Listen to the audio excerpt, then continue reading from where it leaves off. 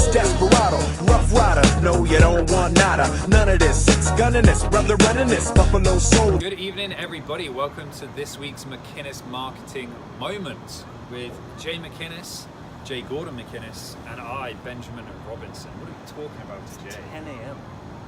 It's not the evening. This goes up this evening. Today we are talking about negotiating again. We talked about this, but not in this. No, well, we've touched on the subject of changing dates or subjects in order to help you negotiate, but now we'll get into the nitty-gritty, the bones of it, which is talking about how to negotiate on price when it comes to either buying your first property or selling said property as well. So what is the dangers of not negotiating correctly, Jay Gordon McInnes? Of course, you can lose money.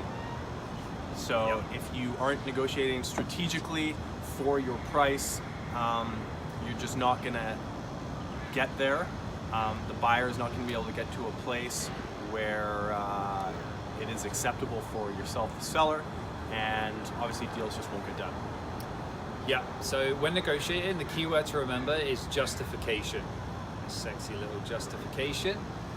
There, providing you can justify what you're putting forth or countering with, it's going to make a lot more sense. So you run the risk of, if you're a buyer and you want to buy a property, it's on the market for $800,000, you decide that you just want to offer $700,000 just for the sake of it. There's no justification behind it, you just want a discount. You run the risk of, say, breeding resentment from either the seller or from the seller's agent or from both, and then you've just tripled your task because you now have to get the seller back on board in terms of negotiating. You then have to get the buyer's agent, the seller's agent back on board with you as well. And it's not uncommon when that happens for somebody to turn around and say, nope, that's it, that was an insult. If they want it, they're going to pay full price. Yeah, and you've got to, I think people go into on the buying side very we got to win. The sellers think we got to win. And at the end of the day, any deal that's gotten done has been mutually decided upon between both the buyer and seller. So you're both actually winning. So justification, as Ben said earlier, is key to bring insight to either the buyer or seller of a justifiable number with reinforcing data. So if it's comparables, active or sold, that's the main target. If you're bringing light to for example, renovations that puts you apart from those active and sold comparables, these are tangible things that we're going to use to leverage or lean on to bring the agreements on price from the other side, if that makes sense.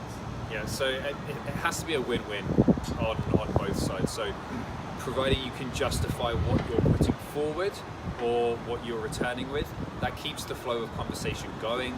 It keeps the reasoning behind where you're at going, and it reinforces what you're offering as well, and drastically increases your chance of either a accepted offer or a reasonable counter as well, without making anyone kind of breed resentment. Because the moment the resentment gets bred, it's downhill from there for everybody, because emotions are starting to get involved, and it's not a fair negotiation at that point. Yeah, and like Ben said earlier, it's not a matter of a gap. So if you're at $1 million and you're planning to offer 900, it's not a matter of, well, this is 100,000 below, I don't think they're going to take it, because if you've got the reinforcing data that you're going to send in with your offer to say this is why we're offering 100,000 below, never because we want to pay less, but the comparables are showing this, your days on market are showing a different story to what these comparables in this price range were showing.